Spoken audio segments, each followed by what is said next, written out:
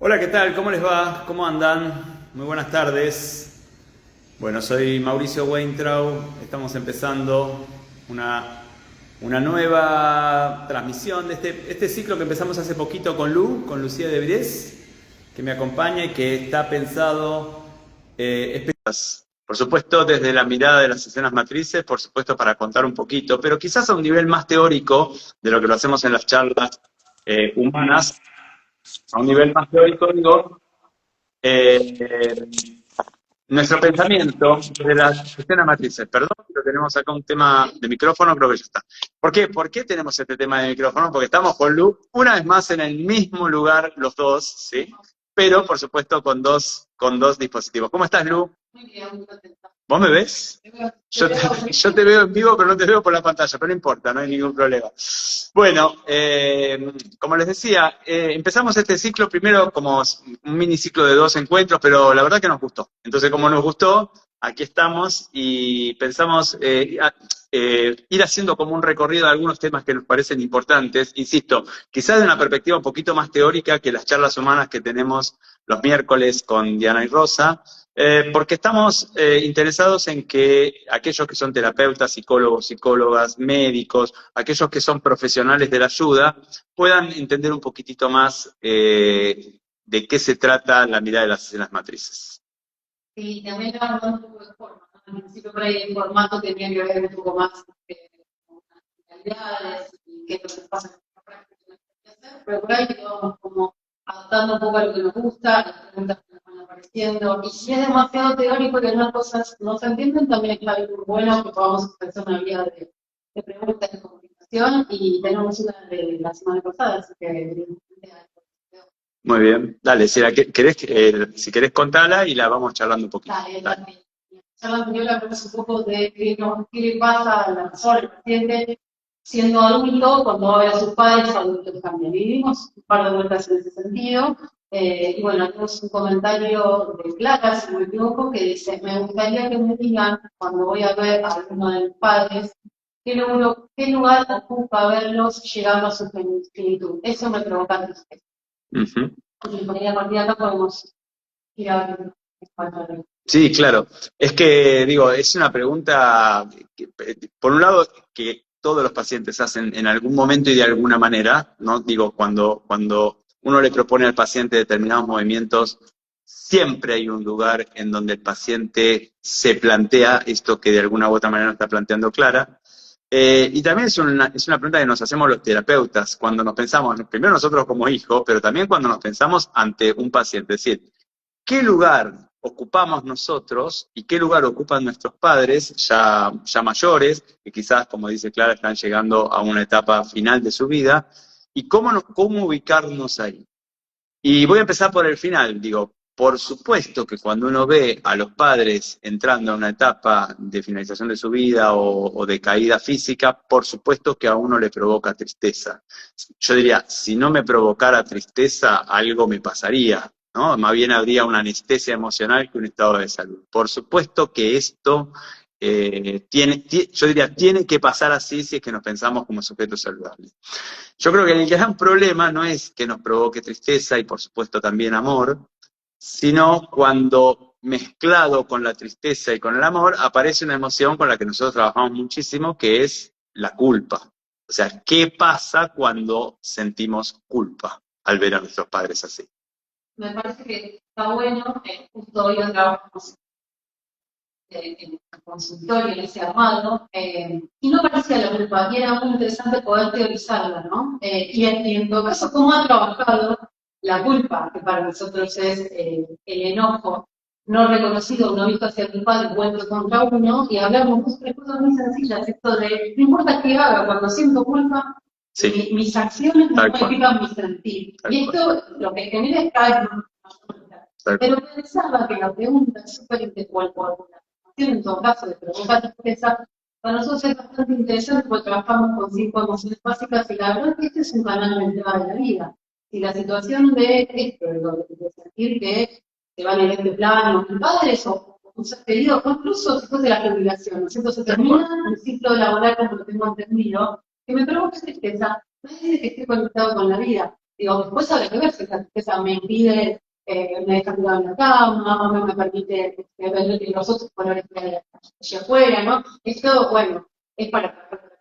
Pero la verdad es que poder entender la tristeza de una situación de pérdida o de finalización, para nosotros es un aspecto saludable, aunque el paciente no se sienta, el paciente, la persona, el amigo, uno mismo no se sienta bien. Y esto es, digamos, un lugar muy interesante de trabajo cuando uno puede nombrar al paciente que esto es lo que le corresponde al tal, ¿no? Y la palabra saludable creo que en sí recorre y lo ubica en un lugar muy adulto. Sí, porque saludable yo diría, el destino a seguir, y lo saludable no siempre es placentero. O sea, no homologar exactamente. Tristeza con malestar, Claro. Ni tristeza por fuera de lo saludable, de la vida, de lo esperable. Y esto es básico en nuestra mirada. Las emociones, como vos decías recién, son 5 las básicas, están todas las secundarias, pero digo, las emociones son 5. 3 son placenteras, mejor dicho, 2 son placenteras, que son alegría y amor. 3 son displacenteras. Displacenteras quiere decir que en general no me gusta sentirlas, ¿no? Digo, porque a quién le gusta sentir tristeza, miedo o enojo. En general no nos gusta sentirlas. Ahora, eso no quiere decir que si yo estoy, como en este caso, ante la pérdida o ante la posible pérdida de mi padre, de un ser querido, o como vos dijiste, de una etapa de la vida, no sea saludable que yo sienta tristeza. O sea, lo displacentero muchas veces es saludable. ¿Por qué? Porque lo saludable tiene que ver con si lo que yo siento tiene o no que ver con lo que está pasando. Si mi sentir tiene que ver con lo que está pasando, entonces soy saludable. Y si mi sentir no tiene que ver con lo que está pasando, entonces no soy saludable. Por eso acá diferenciamos tristeza de culpa. ¿Por qué? Porque en la situación que nos plantea nuestra amiga, sentir tristeza es saludable y tiene que ver con lo que está pasando, y sentir culpa no, porque creo que yo soy el responsable de evitarle a mis padres el atravesar por este momento que están atravesando. Y esto sí no me corresponde, no puedo hacerlo, y seguramente cuando estoy ubicado en ese lugar de sentirme culpable y responsable, estoy repitiendo escenas infantiles con mis mismos padres, en donde se me ubicó en un lugar de resolver cosas que evidentemente me excedían y sobre todo que no eran mi responsabilidad. Sí,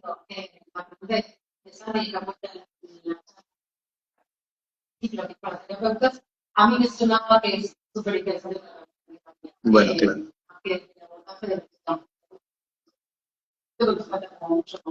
Sí, igual me interesa mucho, pensando en los terapeutas que nos escuchan y que interactúan con nosotros, entender que cuando mi paciente se siente culpable, porque los padres están en esta situación, mi tarea no es ver de qué manera puedo ayudarle a hacer algo para que deje de sentirse culpable.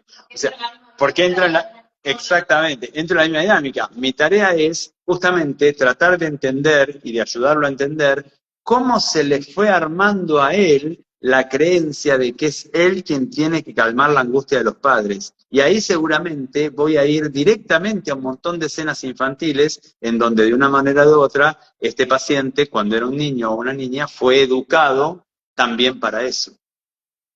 Y lo importante es que si no puedo trabajar en ese sentido, independientemente de lo que pase con los padres, a mi paciente se le va a armar la culpa en otros vínculos, y también él va a sentir que otro es culpable de lo que a él le pasa.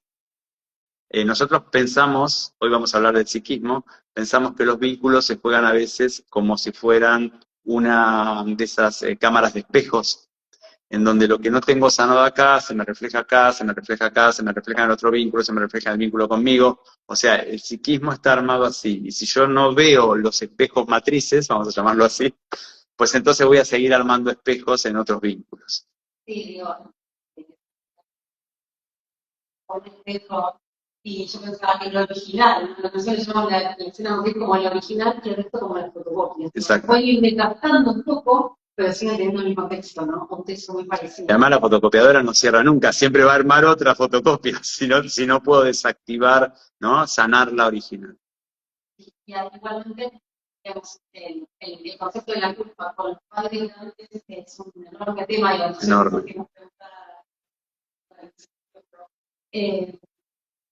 cómo me deja el niño, no importa la edad que tengamos, Tal lo que cual, estamos tal cual, tal cual, cómo me pone en un lugar donde por arriba están mis padres, ¿no? tal Y cual. donde constantemente la sensación y el registro de que soy observado y evaluado, ¿no? Como un buen hijo, como un mal hijo, porque el hijo de no sé quién no sé qué hace, digamos. Es que la culpa me deja niño. La culpa nunca es... Porque no se puede resolver. No se... Y tiene esto de sano, porque estoy saliendo de esta propuesta, de culpa porque el culpable culpable, es por otro lugar. Es que la culpa nunca es con la persona con la que tengo adelante. Ni siquiera si son mis padres. Porque si es con mis padres, tampoco es con ellos, es con los padres que tuve en la infancia. La culpa me deja niño porque, y no la puedo resolver ahora porque no se armó ahora. Se armó en otro momento y se armó en otros vínculos y no puedo resolver lo que pasó en otros vínculos en mis vínculos actuales. Pero si te parece, vamos al tema de hoy, ¿sí? Y igual, antes de eso, invito a todos los que nos escuchan y que nos, bueno, mandan mensajes muy, muy gratificantes y que agradecemos mucho, a que nos manden preguntas, comentarios, desacuerdos. Nosotros apreciamos mucho con los desacuerdos, nos hacen pensar, nos obligan a replantear, a teorizar más profundamente. Siempre estamos agradecidos. Sí. Digo, porque es un puntapié donde cómo me tengo que esforzar. Sí. Primero para pensar qué pienso al respecto. A veces las preguntas son novedosas y todavía no. Tal cual, tal cual. Y hay que tomar una posición, ¿no? No significa un modo rígido, todo lo contrario. La verdad es que yendo a pensar cómo construyo, o sea, digo, lo mismo, esto podríamos llegar a distintos caminos, ¿no? Como la pregunta de la tristeza. No sé, a mí es un desafío que me entusiasma mucho, que me genera un estado interesante interno, de reflexión, de pregunta, y de también poder estar en desacuerdo conmigo y ponerme en otro lugar. Bueno, no vamos a hablar de la formación, vamos a hablar más al final de la charla, pero en la formación nosotros empujamos mucho a los alumnos a que nos pregunten cosas y medio que hasta nos enojamos cuando esto no pasa. Porque digo, un alumno que pregunta es un alumno que ocupa su lugar como alumno, ¿no? Que exige, que habita su lugar como alumno. Y que esté su saber, ¿no? Obvio, exacto. No.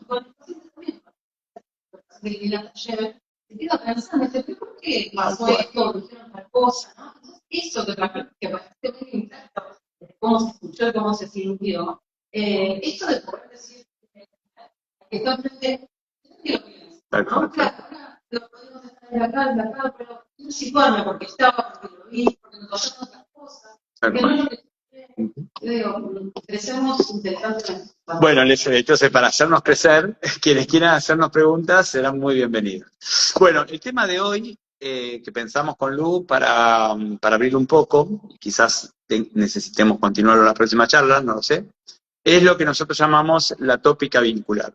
A ver, la tópica vincular es la descripción que desde Escenas Matrices tenemos de cómo se construye el psiquismo. ¿Por qué la palabra tópica? Bueno, los que son psicólogos o psicoanalistas saben que Freud plantea dos tópicas, ¿no? La primera tópica y la segunda, a partir de la cual en distintos momentos de su vida y de su recorrido teórico, él va explicando cómo está armado el psiquismo.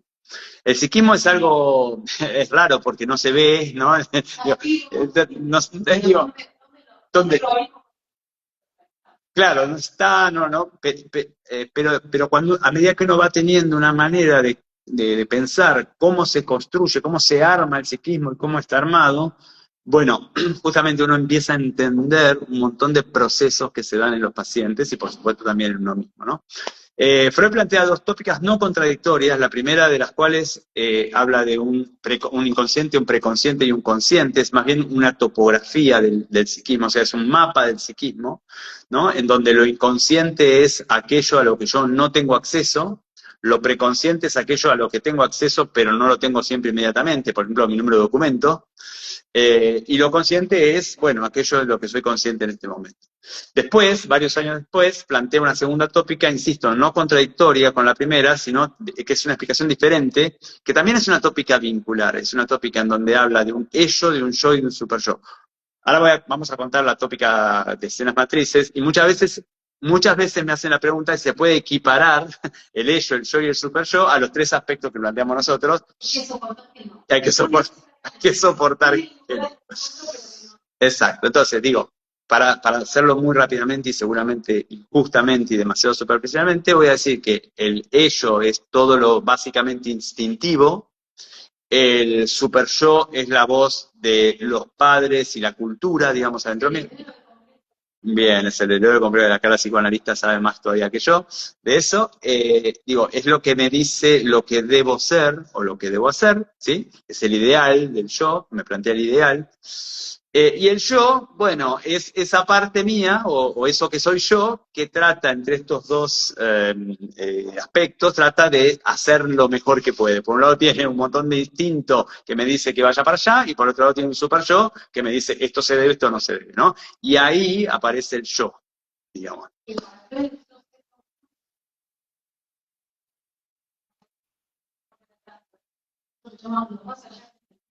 Y es una instancia de padecimiento. Exactamente, exactamente. Que piden y que exigen y hacen esa Exactamente, Freud plantea un yo que justamente hace lo que puede con dos aspectos que lo tensionan desde distintos lugares y que muchas veces están en contradicción. El ello y el super yo están en contradicción y el yo trata de moverse ahí.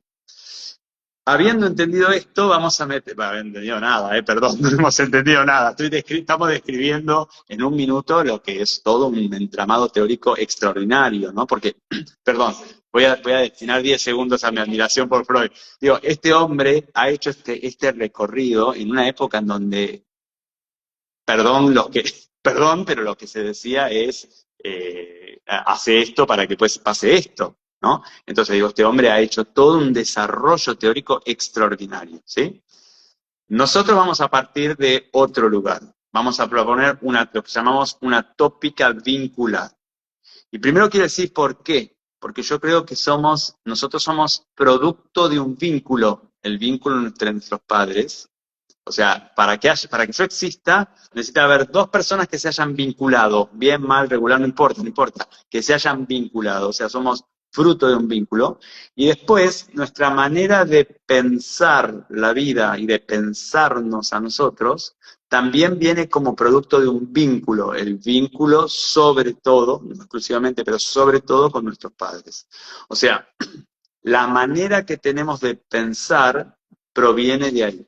Entonces, nuestro psiquismo está armado de una manera vincular también. Y vamos a plantear también, iba a decir 3 aspectos, no lo son, 2 aspectos y una instancia. O sea, vamos a plantear 3 elementos en el armado del psiquismo. El primero de ellos lo vamos a llamar ejecutante, que el ejecutante es la parte mía que hace algo, siente algo, ¿sí? Hace o no hace, siente o, desea o no desea, siente algo. O sea, este es el ejecutante. El ejecutante es la parte mía con la que en principio me identifico. Yo digo, voy al cine, la parte que va al cine es el ejecutante. Digo, quiero comer milanesa, la parte que desea comer milanesa es el ejecutante. Cuando digo, no quiero ir a ver a Boca, perdón, la parte mía que no quiere ver a Boca es el ejecutante. O sea, este es el ejecutante. Obviamente lo digo en primera persona, por supuesto. Siento que este soy yo. Es mi ejecutante. Al lado del ejecutante está un segundo aspecto que es lo que llamamos el crítico guía, que lo podríamos identificar con la mente. El crítico guía es lo que yo pienso en principio de mí, o dicho dentro de este esquema, lo que piensa mi crítico guía del ejecutante. O sea, cuando yo digo lo que pienso de mí, está hablando el crítico guía. Cuando yo digo soy un tonto, mi crítico guía está opinando acerca del ejecutante. Cuando yo digo soy un genio, mi crítico guía está opinando del ejecutante. ¿Sí? Dale. Antiguamente tenía un nombre que era que tiene un igual. Sigue teniendo. Sí, pero es menos técnico. Sí. La descripción de crítico guía, ¿no? Sí. Porque hablamos que implica un montón de cuestiones en el guía, digamos, centrado y ordenadamente es una instancia o un aspecto muy bueno para la vida. Obvio.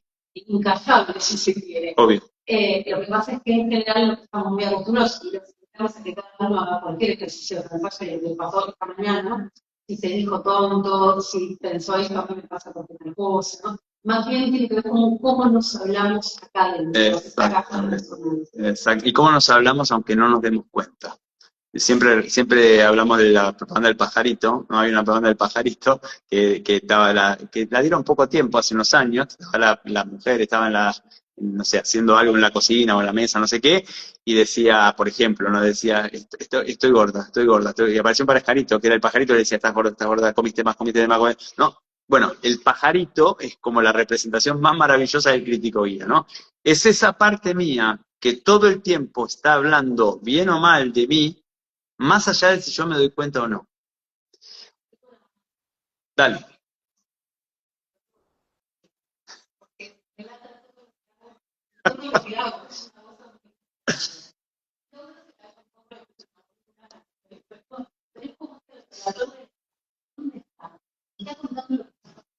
Muy bien, muy bien. Digo, y al entender que me pertenece y también donde no me, cuando me dice tonta, y ya entraremos, ¿quién decía esas palabras sobre mí? Que hoy las incorporo. Paciente, te juro, Mauricio, esa voz tiene mi misma voz, ¿no? Sí, y era maravillosa la descripción, porque es verdad. Tal cual. Pero no, digo, no la puedo desconocer como propia, la claramente, pero se llena de contenido que vincularmente se ha ido construyendo a mí y que yo cuando no detecto o no freno o no me doy cuenta del padecimiento que me provoca, lo sigo reproduciendo, la sigo autorizando que haga. Bueno, con esto que decís, entramos como a otra dimensión de la descripción del psiquismo, porque fíjense que por ahora hablamos de dos aspectos y falta todavía una instancia más, ¿no? Pero digo, cuando uno empieza a mirar el padecimiento del paciente, uno se da cuenta que finalmente, el padecimiento del paciente siempre tiene que ver con lo mismo. Hay una parte del paciente que desea o siente algo, y hay otra parte del paciente que desautoriza este deseo o este sentir. O sea, poder entender que toda la neurosis finalmente uno podría reducirla a esto, todo padecimiento del paciente, no todo sufrimiento, no toda tristeza, porque como dijimos, la tristeza tiene que ver con la vida también muchas veces, pero todo padecimiento y sufrimiento que no se agota, que no se gasta, que no se tramita, que no termina, que no se duela, o sea, todo padecimiento termina finalmente en una parte del paciente que desea o siente A y otra parte del paciente que cuestiona, invalida, niega, acusa por esto que el paciente o que la primera parte del paciente desea o siente o quiere hacer. A la primera parte a la que desea y siente la llamamos ejecutante, a la segunda la llamamos crítico guía. Y cuando de este esquema, que insisto uno puede encontrar en todo paciente, cuando de este esquema nosotros empezamos a pensar cómo se armó, cómo es que este paciente hoy está tan dividido, vamos a ir siempre a escenas en donde esto le pasó de chico. ¿Cómo le pasó? Así. El paciente en su infancia deseaba o quería algo o sentía algo, y esto que deseaba o sentía no era respetado y validado por los padres, o al menos por uno de ellos.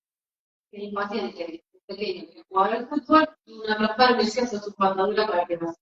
Entonces se le habla internamente que eso que quiere en realidad no tiene la estabilidad y la capacidad de... Por ejemplo. No, pero está buenísimo. O el paciente me cuenta que cuando era chico lloraba y la mamá le decía, para de llorar, siempre está llorando. O sea, le invalida o un deseo o le invalida una emoción. Básicamente es eso. Por supuesto, esto después se complejiza muchísimo, pero básicamente es eso. El paciente de niño siente algo y la madre o el padre le invalidan esto, se lo niegan, se lo irrespetan.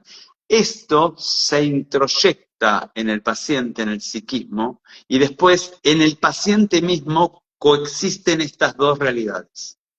Y ahí es cuando el paciente está escindido de sí mismo. No escindido como en la psicosis, digo, escindido neuróticamente. O sea, hay una parte que quiere algo, siente algo, y otra parte que dice está mal. Y Bueno, podría subsistir.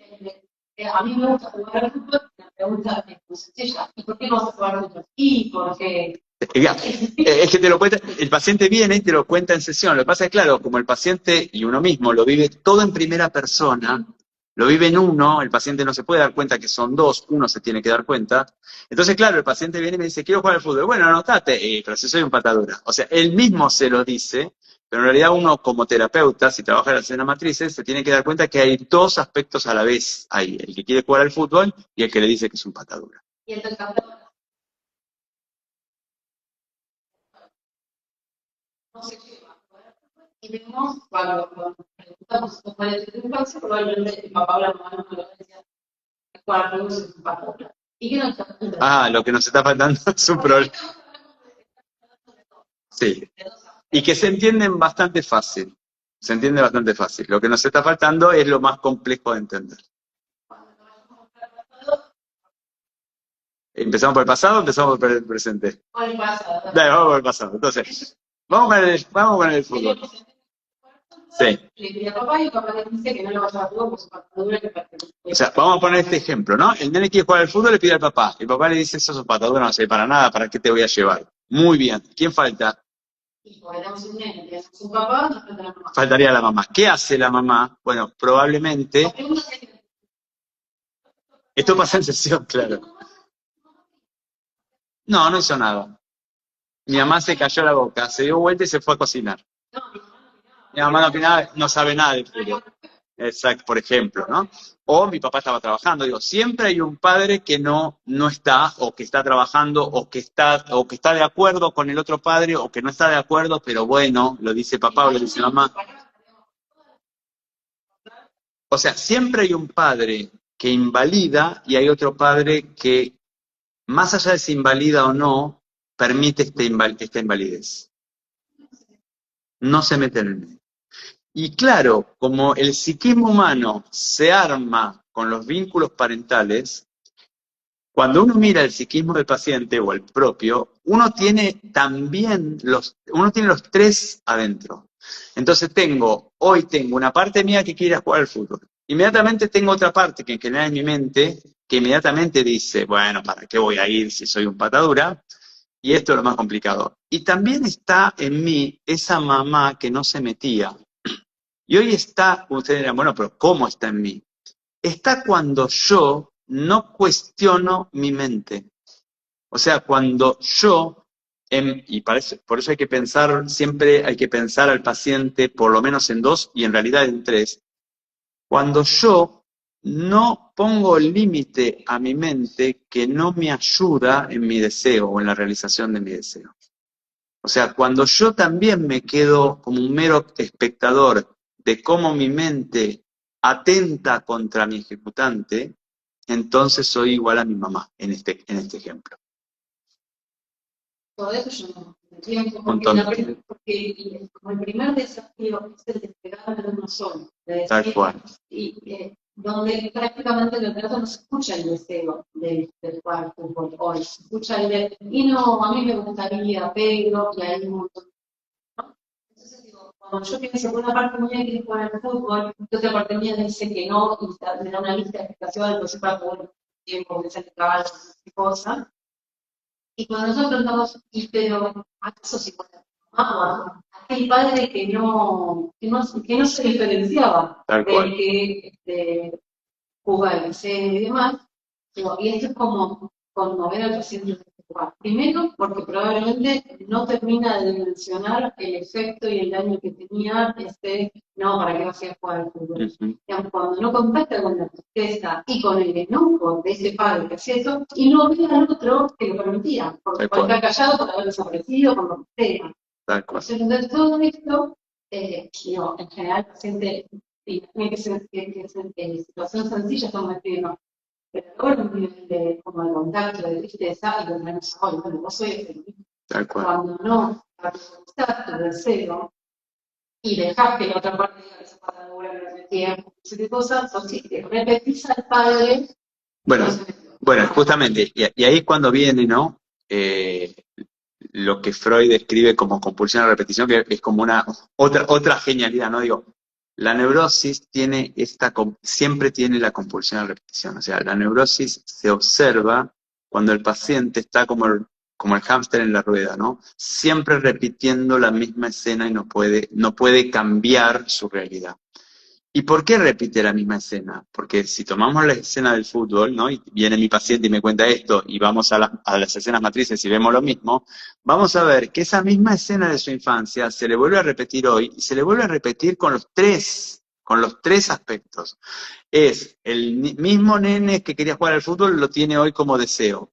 La misma voz del padre que decía, ¿para qué vas a ir a jugar si no servís para nada? La tiene en su mente. Y el paciente mismo repite a la mamá que no se metía. Y esto, lo que voy a decir ahora, es quizás lo más complejo de entender, o una de las cosas que el movimiento saludable lo va a dar el paciente cuando pueda diferenciarse de la mamá en este caso. O sea, cuando pueda diferenciarse del padre que posibilita el maltrato. No cuando pueda diferenciarse del padre que maltrata, porque eso está grabado en la mente y la mente no va a dejar de decirlo por muchísimo tiempo. El paciente va a poder hacer un movimiento hacia su salud cuando pueda cuestionar la voz que maltrata, la voz que impide que el ejecutante, en este caso, vaya a jugar al fútbol. Es decir, el paciente hace un movimiento hacia su salud cuando puede cuestionar lo que piensa, no dejar de pensarlo.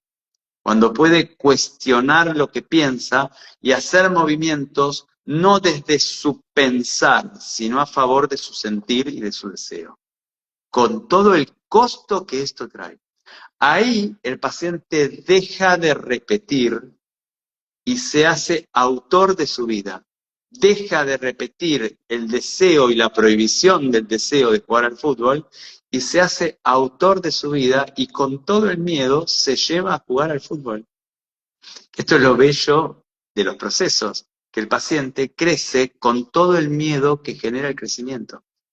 Y también cuando la gente se manipular, digamos, ya sea en la infancia, donde vemos estos vínculos, por lo actual, el tiempo que lleva siendo igual a este padre o madre que nosotros llamamos el bueno, ¿no? Sí. El que desde el sentir del niño daña menos, porque el papá le dijo que era pata, la mamá no dijo nada. No dijo nada. Pero este no decir nada o no ponerse, no diferenciarse, finalmente el que logra que el niño no vaya a fútbol. Exactamente. Entonces, digamos, poder cuestionar esto, como dice José, al final tengo dos padres madres, ¿no? Y esto lo dicen con tristeza, ¿no? Digamos, en este aspecto, en estas situaciones, todos funcionan como socios para formar la vida. Digo, contactar con todo esto y dar los pasos, los que sean necesarios, digamos, no es que, porque mi miedo es que se piense que entonces, con un palo de, como en la quiniela, ¿no? Si no, claro. El número, esta cosa, digamos, implica un montón de movimientos para hacer, pero el primero es el de sentir que yo soy responsable de este sentir hoy. Y hablar de la comprensión de la repetición, que para nosotros es la existencia del niño o de la niña que fui, o del síntoma, que le preste atención, no de un lugar molesto para sacar prevención. Nosotros no trabajamos para sacar síntomas, trabajamos para escuchar qué nos viene a decir. Cuando el paciente entra en esta sintonía, la verdad que lo que cambia es todo el clima de la sesión. Porque además, está buenísimo lo que decís, porque además la compulsión a la repetición, que muchas veces, no dicho por Freud, pero muchas veces se vive como, o se nombra incluso en algunos espacios terapéuticos como autosaboteaje, ¿no? El paciente que ya entendió que tiene que ir igual a jugar al fútbol, aunque le cueste, pero que se sabotea a sí mismo y que no va. Nosotros lo vivimos justo al revés, lo vivimos como, digo, cuando uno repite una escena que no es saludable y no es placentera para uno, y sobre todo no es saludable, uno la repite no porque se está saboteando, la repite porque hay una parte mía, que es ese niño, a quien yo realmente no puedo realmente priorizar, que va a volver a armar una y otra vez la escena hasta que yo pueda aprender a priorizarlo y pueda aprender a sacarlo justamente de la escena que lo hirió. Entonces digo, poder entender que cuando el paciente repite, hace lo mejor que puede y además está tratando de mostrar desesperadamente algo para que alguien lo atienda, nos aleja completamente de la idea de saboteaje, de la idea de, bueno, de un montón de ideas que terminan culpabilizando al paciente. justo diciendo, porque, como decimos al principio de la charla, es un lugar mínimo. Tal cual. Digo, porque también el solo jugar fútbol. Yo entendí, voy a jugar fútbol. Voy porque, como no me llevaban yo, voy en contra de mis padres, no voy a favor de ese deseo de que no quería jugar. No, y además, si yo voy como un adolescente, con una voz que dice que soy un patadura, cada vez que no le acierta al arco, la voz dice, ve, ¿para qué venís? Y después de 4 o 5 veces ya no puedo ir más porque es insoportable. O sea, es completamente insoportable. ¿No? Bien, una cosita más, porque vos dijiste, el paciente, digo, nosotros decimos que el padre que le dice al hijo, eso es un patadura, lo llamamos el padre malo, no porque sea malo, sino porque el paciente lo vive así. La otra, la mamá que no le dice nada, el paciente lo vive como el padre bueno, porque mi mamá no me decía nada, ¿no? Es más, muchas veces estaba a favor mío, pero bueno, mi papá era más fuerte, ¿no? Y que un movimiento en el proceso terapéutico cuando el paciente dice, pero entonces tengo 2 padres malos. Ese es un movimiento. Después viene otro movimiento de, mis padres no eran ni malos ni buenos, eran personas. Y tenían luces y sombras como todas las personas. Y el último movimiento es, pero no tengo padres. Ya soy grande, ya soy mi padre, ya yo tengo que vérmelas con mi mente y tengo que vérmelas para ayudar al ejecutante, ya me tengo que llevar yo al fútbol, pagar los precios que uno paga por hacer lo que ama. Y ese es el movimiento del crecimiento. Uno es adulto cuando deja de repetir.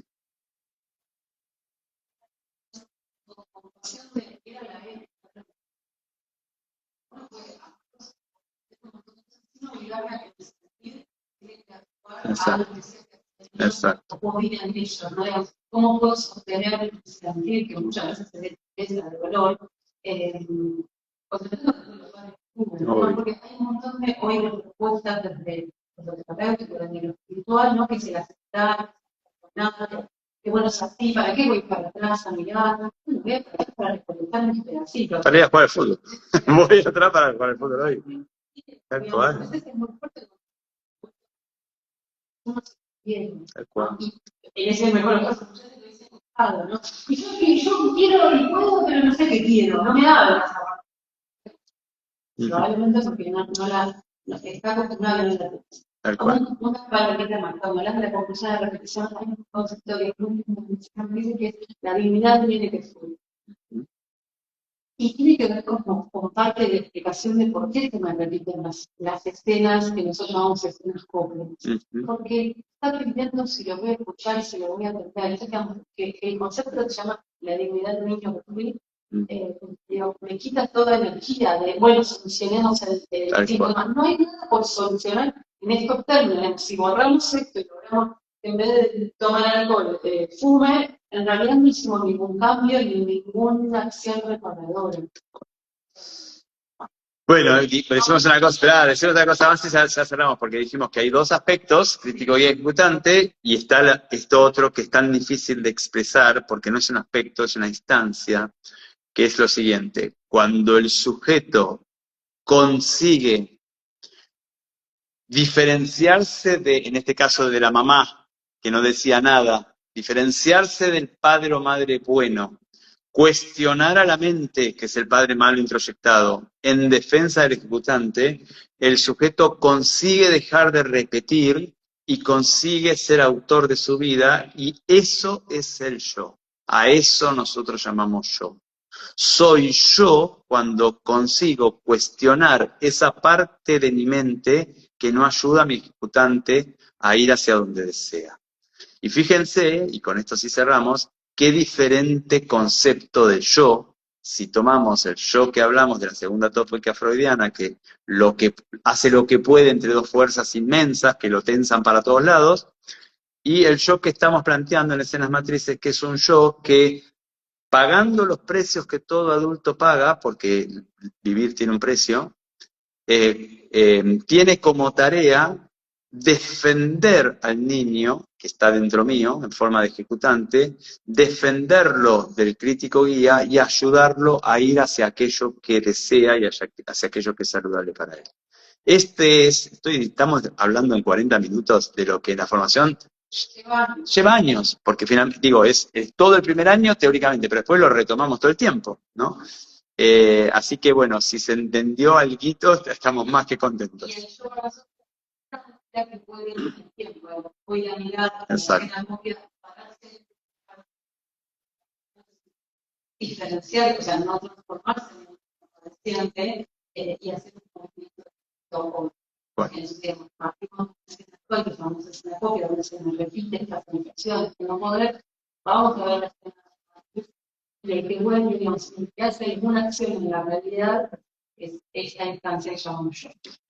Decimos esto y ahora sí cerramos, ya hace como 3 minutos estamos cerrando, espera. Porque es un momento muy bello en las sesiones, cuando el paciente cuenta algo de la infancia, y probablemente muchas veces se acuerda perfectamente de la escena y la cuenta, y hay un momento donde uno le pregunta, ¿y qué te parece a vos? ¿Qué te pasa cuando ves esto? Y el paciente nunca lo pensó desde este lugar, solo contó la escena. O sea, solo relata la escena, pero nunca se paró desde sus 30, 40, 50, 60 años que tiene hoy a mirar esa escena. Esta es una invitación a que el paciente asuma su yo, que no solo me cuente lo que le pasó, que me diga qué siente hoy cuando ve eso que le pasó. Bueno, ahora sí nos vamos, ¿no? Invitamos a todos, tenemos la formación en escenas matrices, que es de marzo a diciembre, pero en agosto se pueden anotar. Quien sea terapeuta, psicólogo, psicóloga, médico, médica, quien esté en una profesión de ayuda y quiera anotarse en la formación de escenas matrices, puede hacerlo en agosto, que además es como siempre decimos, entrar poniendo los piecitos en el agua de a poco, porque hay algunas materias que no se cursan, aunque ya estamos viendo de qué manera se puede hacer para que se curse, pero en principio es cursando solo las materias comunes. Pueden entrar en agosto y los esperamos con mucha alegría. Sí.